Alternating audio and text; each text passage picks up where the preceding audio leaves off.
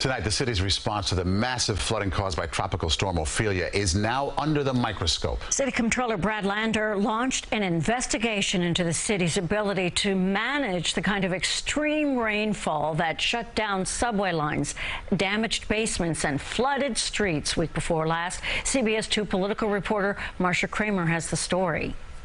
It was an intense storm that turned streets into rivers, turned cars into metal floats, forced subway riders to navigate waterfalls, and flooded dozens of New York City schools. Now, New York City Comptroller Brad Lander wants to know why a city that has been repeatedly buffeted by extreme weather wasn't better prepared. We will be looking at the commitments the city has made around resiliency infrastructure, how we're proceeding in those commitments, what goals were set after Ida, and are we hitting the timelines? After Hurricane Ida caused extensive damage to homes and businesses here in September 2021, the city issued a report called The New Normal that called for new efforts to deal with climate change and extreme weather events.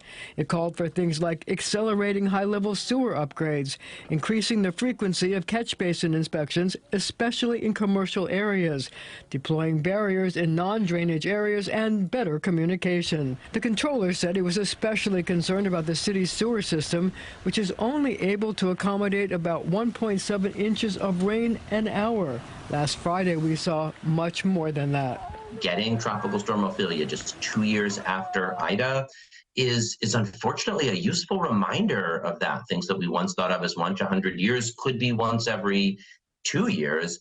And we're going to need to shift how we understand what a climate emergency is. Mayor Adams, who visited a low-lying flood-prone neighborhood in Queens yesterday before flying to South America, said he supported the investigation.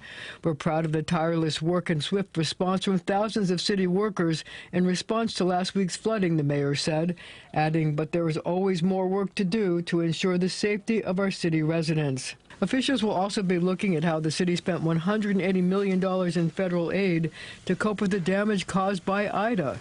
They also voiced concern that a quarter of the aid the city got following Superstorm Sandy has not been spent.